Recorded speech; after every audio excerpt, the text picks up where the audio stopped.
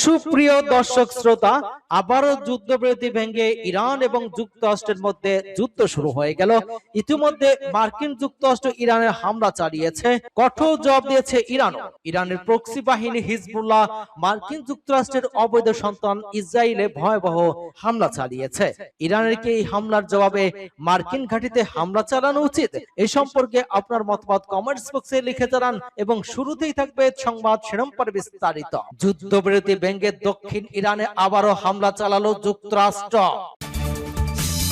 আরো বিস্তারিত জানিয়ে দিব। ইসরায়েলি বাহিনীর উপর এবার ভয়াবহ হামলা চালালো হিজবুল্লাহ। এদিকে ইউক্রেনে রাতভর হামলায় শক্তিশালী হাইপারসোনিক ক্ষেপণাস্ত্র নিক্ষেপ রাশিয়ার। পিছু হটার কোনো প্রশ্নই আসে না, ইরানের হুঙ্কার।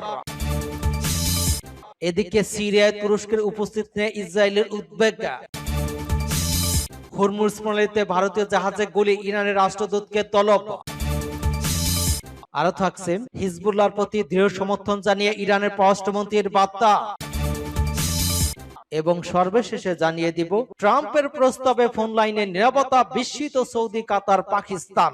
এতক্ষণ শুনছিলেন সংবাদ শিরোনামের বিস্তারিত। তবে তার আগে অনুরোধ থাকবে এই ভিডিওতে একটি লাইক দিন এবং কমেন্টস করে জানিয়ে দিন আপনি কোন জেলা থেকে বা কোথা থেকে আমাদের সাথে যুক্ত রয়েছেন। এবং সংবাদের সর্বশেষ গুরুত্বপূর্ণ আপডেট পেতে চ্যানেলটি সাবস্ক্রাইব করে আমাদের সঙ্গেই থাকুন। ধন্যবাদ। যুদ্ধবিরতি ভেঙে আবারও ইরানে হামলা চালালো যুক্তরাষ্ট্র। চলমান যুদ্ধবিরতির মধ্যেই দক্ষিণ ইরানে নতুন করে বিমান হামলা চালিয়েছে যুক্তরাষ্ট্র। ইরানের ক্ষেপণাস্ত্র ঘাঁটি এবং সমুদ্রপথে মাইন পুঁতে রাখার চেষ্টা থাকায় নৌযানকে লক্ষ্য করে ওই হামলা চালানোর দাবি করেছে মার্কিন বিমান বাহিনী। এ বিষয়ে এক বিবৃতিতে মার্কিন সেন্ট্রাল কমান্ড বলেছে, হামলাগুলো আত্মরক্ষা এবং ইরানি বাহিনীর হুমকি থেকে মার্কিন সেনাদের রক্ষার জন্য চালানো হয়েছে। সেন্ট্রাল কমান্ডের মুখপাত্র ক্যাপ্টেন টিম হকিন্স বলেন, মার্কিন সামরিক বাহিনী চলমান যুদ্ধবিরতির নীতি বজায় রেখে আমাদের বাহিনীকে রক্ষা করে চলেছে। এদিকে ওই হামলা এমন সময়ে চালানো হলো যখন ইরানের পররাষ্ট্র মন্ত্রণালয়ের মুখপাত্র ইসমাইল বাকাই বলেছেন, যুক্তরাষ্ট্রের সঙ্গে আলোচনায় কিছুটা অগ্রগতি হয়েছে, কিন্তু সংঘাত নিরসনের কোনো চুক্তি আসন্ন নয়। দ্য নিউ ইয়র্ক টাইমস এর তথ্য বলেছে, ক্যাপ্টেন হকিন্স বলেছেন, হামলাগুলো বন্দর আব্বাসের কাছাকাছি একটি এলাকা লক্ষ্য করে চালানো হয়েছে। বন্দর আব্বাস ইরানের দক্ষিণে একটি বন্দর শহর এবং হরমুজ প্রণালীর কাছে অবস্থিত একটি ইরানি নৌকাটির আবাসস্থল। এর আগে ইরানের রাষ্ট্রীয় গণমাধ্যম জানিয়েছিল, বিস্ফোরণের শব্দ শোনার পর বন্দর আব্বাসের স্থানীয় কর্মকর্তারা বিষয়টি তদন্ত করছেন। তবে সর্বশেষ মার্কিন হামলা জবাবে এখন পর্যন্ত কোনো প্রতিক্রিয়া জানায়নি ইরান। নতুন করে হামলার ফলে যুক্তরাষ্ট্র এবং ইরানের মধ্যে সম্ভাব্য শান্তি চুক্তির উপর কি প্রভাব পড়বে তা এখনো স্পষ্ট নয়। ইসরায়েলি বাহিনীর উপর 24 ঘন্টার ভয়াবহ হামলা চালালো হিজবুল্লাহ। দক্ষিণ লেবাননে ইসরায়েলি সেনাবাহিনীর বিভিন্ন অবস্থান, সেনা সদস্য এবং সামরিক যান লক্ষ্য করে অন্তত 24টি হামলা চালিয়েছে দেশটির সশস্ত্র গোষ্ঠী হিজবুল্লাহ। হিজবুল্লাহ দাবি করেছে, আক্রমণের ইসরায়েলের সেনা সমাবেশ, মেরকাবা ট্যাঙ্ক, D9 বুলডোজার, সামরিক সরঞ্জাম এবং খিয়াম দেইর, সিরিয়ান তার, তারপা, বাগদাদ, রাশাব এবং নাকরার মতো সীমান্ত এলাকাগুলোতে নতুন স্থাপত্য কমান্ড সেন্টারগুলোকে লক্ষ্য করে হামলা চালানো হয়েছে। মূলত ইসরায়েল কর্তৃক যুদ্ধবিরতি চুক্তি লঙ্ঘন এবং দক্ষিণ লেবাননের গ্রাম এবং বেসামরিক নাগরিকদের উপর হামলার প্রতিবাদে ওই পাল্টা ব্যবস্থা নেওয়া হয়েছে বলে গোষ্ঠীটি উল্লেখ করেছে। ওই সামরিক অভিযানগুলো হিজবুল্লাহ ড্রোন, রকেট হামলা, কামানের গোলা, গাইডেড মিসাইল এবং নির্দেশিত ক্ষেপণাস্ত্র ব্যবহার করেছে। তারা বেশ কিছু হামলায় সুনিশ্চিত আঘাত হানার দাবি করেছে। অন্যদিকে ইসরায়েলি সংবাদ মাধ্যম ইয়াউত আরনা জানিয়েছে, লেবানন থেকে ড্রোনের অনুপ্রবেশের খবরের পর গভীর রাতে ইসরায়েলের আপার গ্যালিলি অঞ্চলে কয়েক ঘন্টার ব্যবধানে দ্বিতীয়বারের মতো বিমান হামলা চালান বেজে ওঠে। ইসরায়েলি সেনাবাহিনী বলেছে, তাদের বিমান বাহিনী লেবানন থেকে আসা একটি সন্দেহভাজন আকারযান ভূপাতিত করেছে। ইসরায়েল ওই ঘটনাকে হিজবুল্লাহ কর্তৃক যুদ্ধবিরতির সমঝোতার আরেকটি লঙ্ঘন বলে অভিহিত করেছে। ইউক্রেনের রাতভর হামলায় শক্তিশালী হাইপারসোনিক ক্ষেপণাস্ত্র নিক্ষেপ রাশিয়ার। যুদ্ধ শুরু হওয়ার পর থেকে ইউক্রেনের কিয়েভ অঞ্চলে সবচেয়ে বড় হামলা চালিয়েছে রাশিয়া। হামলায় রাশিয়া একটি নতুন হাইপারসোনিক ব্যালিস্টিক ক্ষেপণাস্ত্র ব্যবহার করেছে, যাতে অন্তত 4 জন নিহত হয়েছেন। যুক্তরাষ্ট্র ওয়ার্নসিক একটি মধ্যম পাল্লার ক্ষেপণাস্ত্র হিসেবে শ্রেণীবদ্ধ করেছে, যা একাধিক পরিচালিত বা পারমাণবিক ওয়ারহেড বহন করতে পারে। এর গতিপথ ইউক্রেনের বিমান প্রতিরক্ষা ব্যবস্থার পক্ষে একে প্রায় অপরিণত করে তুলেছে। রাশিয়া মাত্র তৃতীয়বারের মতো ওই ক্ষেপণাস্ত্রটি ব্যবহার করলো। ইউক্রেনের প্রেসিডেন্ট ভলোদিমির জেলেনস্কি বলেছেন, ক্ষেপণাস্ত্রটি মধ্য ইউক্রেনের বেলাসিকিভ শহরের কাছে পড়েছে। তিনি আরো বলেন, ওরা সত্যি পাগল হয়ে গেছে, রাশিয়ার এই কাজের জন্য শাস্তি না পাওয়াটা অনুচিত।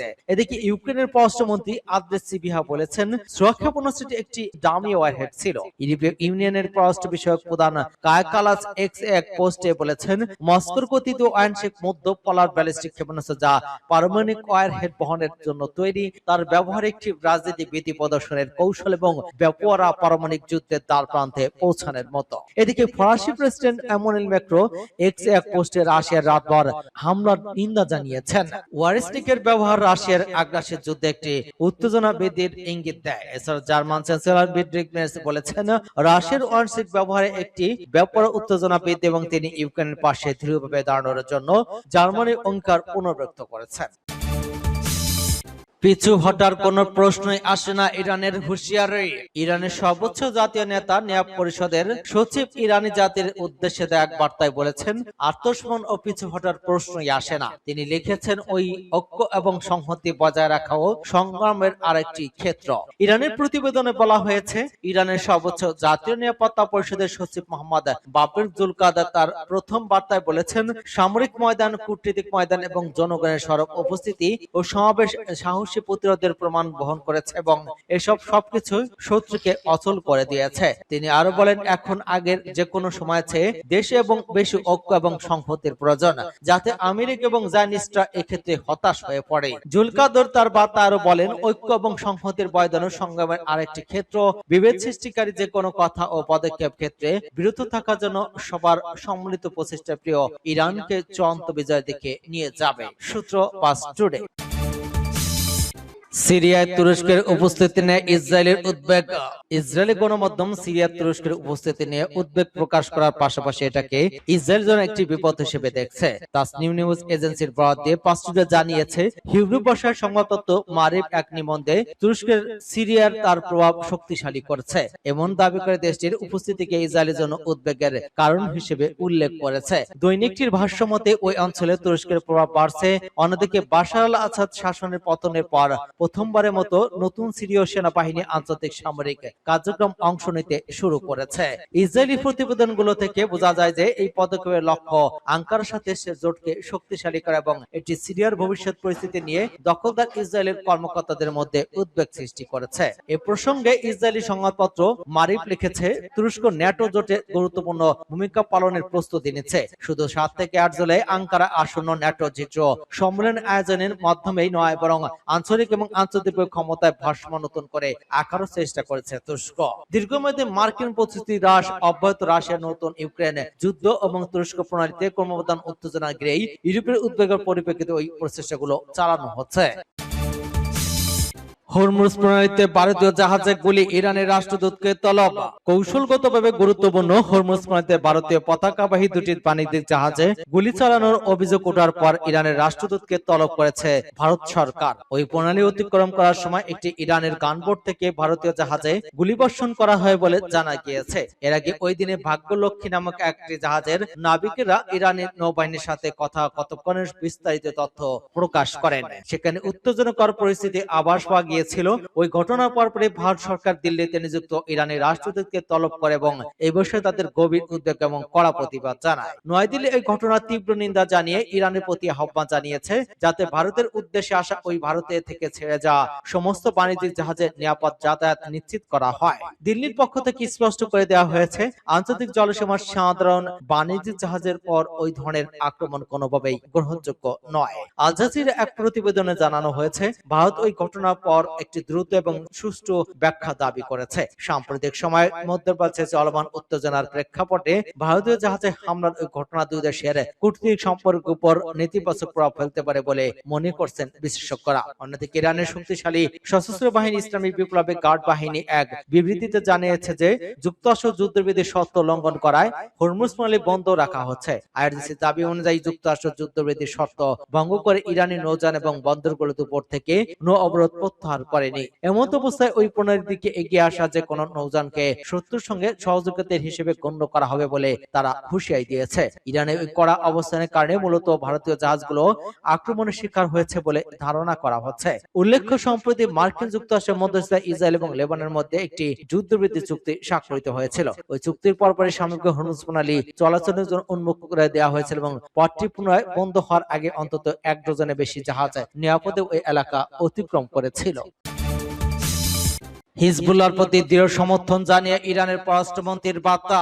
লেবাননে ঐতিহাসিক প্রতিরোধ এবং মুক্তি দিবস উপলক্ষে দেশটির সরকার, সাধারণ জনগণ এবং সশস্ত্র গোষ্ঠী হিজবুল্লাহর প্রতি বিশেষ অভিনন্দন বার্তা পাঠিয়েছেন ইরানের পররাষ্ট্রমন্ত্রী আব্বাস আরাগচি। লেবানন পার্লামেন্টের স্পিকার নাবিহ বেরে এবং হিজবুল্লাহর মহাসচিব নাইম কাসিমের কাছে পাঠানো পৃথক দুটি বার্তায় তিনি হিজবুল্লাহ এবং লেবাননের প্রতি তেহরানের অবিচল এবং দৃঢ় সমর্থন পুনর্ব্যক্ত করেছেন। কাতার ভিত্তিক সংবাদ মাধ্যম আল জাজিরার এক প্রতিবেদন থেকে এই তথ্য জানা গিয়েছে। 2000 সালে দক্ষিণ লেবানন থেকে দখলদার ইসরায়েলি সেনা প্রত্যাহারের ঐতিহাসিক ঘটনাকে স্মরণ করে আরাগচি তার বার্তায় জোর দিয়ে বলেছেন, ইসরায়েলের আগ্রাসনের বিরুদ্ধে লেবাননের স্বাধীনতা, সার্বভৌমত্ব এবং আঞ্চলিক অখণ্ডতা রক্ষা ইরান সর্বদা দেশটির পাশে থাকবে। ইরানি পররাষ্ট্রমন্ত্রীর ওই কূটনৈতিক বিবৃতিতে এমন এক সময় স্পর্শকাতর সময় এলো যার ঠিক আগেই মার্কিন পররাষ্ট্র সচিব মার্ক রুবিও ইসরায়েল এবং লেবাননের মধ্যকার শান্তি আলোচনা প্রত্যাখ্যান করার জন্য হিজবুল্লাহর প্রতি তীব্র নিন্দা জানান। একই সঙ্গে রুবিও লেবাননের সাধারণ জনগণকে হিজবুল্লাহ রাজনৈতিক এবং সামরিক অবস্থানের বিরুদ্ধে রাস্তায় নেমে আসারও আহ্বান জানান। পরিসংখ্যান অনুযায়ী গত 2 মার্চ থেকে লেবাননে শুরু হওয়া ইসরায়েলি বিমান স্থল হামলা এ পর্যন্ত 3000 বেশি মানুষ নিহত হয়েছেন এবং বাস্তুচ্যুত হয়েছেন লাখ লাখ সাধারণ মানুষ। এবং ভয়াবহ মানবিক বিপর্যয়ে পরিস্থিতিতে যুক্তরাষ্ট্র এবং ইরানের মধ্যে চলমান সম্ভাব্য চুক্তির আলোচনা লেবানন যুদ্ধের অবসান অন্তর্ভুক্ত থাকবে কিনা তা নিয়ে আন্তর্জাতিক মহলে এখনো ধোঁয়াশা কাটেনি। ট্রাম্পের প্রস্তাবে ফোন লাইনে নিরাপত্তা, বিস্মিত সৌদি, কাতার, পাকিস্তান। ইরানের সঙ্গে চলমান যুদ্ধের অবসান ঘটলে মধ্যপ্রাচ্যের মুসলিম এবং আরব দেশগুলোকে ইসরায়েলের সঙ্গে সম্পর্ক স্বাভাবিক করে আব্রাহাম আক্সে যোগ দেওয়ার জন্য চাপ দিচ্ছেন মার্কিন প্রেসিডেন্ট ডোনাল্ড ট্রাম্প। যুক্তরাষ্ট্র ভিত্তিক সংবাদ মাধ্যম এক্সিওসে 2 মার্কিন কর্মকর্তার বরাতে এই তথ্য জানিয়েছে। প্রতিবেদনে বলা হয়েছে, গত শনিবার ট্রাম্প সৌদি আরব, সংযুক্ত আরব আমিরাত, কাতার, পাকিস্তান, তুরস্ক, মিশর, জর্ডান ও বাহরাইনের নেতাদের সঙ্গে টেলিফোনে কথা বলেছেন। আলোচনার মূল বিষয়বস্তু ছিল ইরানের সঙ্গে সম্ভাব্য সমঝোতা এবং যুদ্ধ পরিস্থিতি। সংযুক্ত আরব আমিরাতের প্রেসিডেন্ট মোহাম্মদ বিন জায়েদ সহ কয়েকজন নেতা সম্ভাব্য চুক্তির প্রতি সমর্থন জানান এবং আলোচনা ব্যর্থ হলেও ট্রাম্প প্রশাসনের পাশে থাকার আশ্বাস দেন। এক্সিসের উদ্ধৃতি দিয়ে এক মার্কিন কর্মকর্তা বলেন, তারা সবাই বলেছেন, আমরা ওই চুক্তির ব্যাপারে আপনার সঙ্গে আছি, আর যদি এটি সম্ভব না হয় তাহলে আপনারই সঙ্গে থাকব। প্রতিবেদন অনুযায়ী ট্রাম্প ওই নেতাদের জানান যে তিনি এরপর ইসরায়েলি প্রধানমন্ত্রী বেনিয়ামিন নেতানিয়াহুর সঙ্গে কথা বলবেন এবং আশা প্রকাশ করেন যে অদূর ভবিষ্যতে তিনি একই অবস্থানে থাকবেন। এই সময় ট্রাম্প জোর দিয়ে বলেন, ইরানের সঙ্গে যুদ্ধ শেষ হওয়ার পর সেসব দেশ এখনো আব্রাহাম আক্সে যোগ দেয়নি, তাদের সঙ্গে ইসরায়েলের সঙ্গে সম্পর্ক স্বাভাবিক করা উচিত।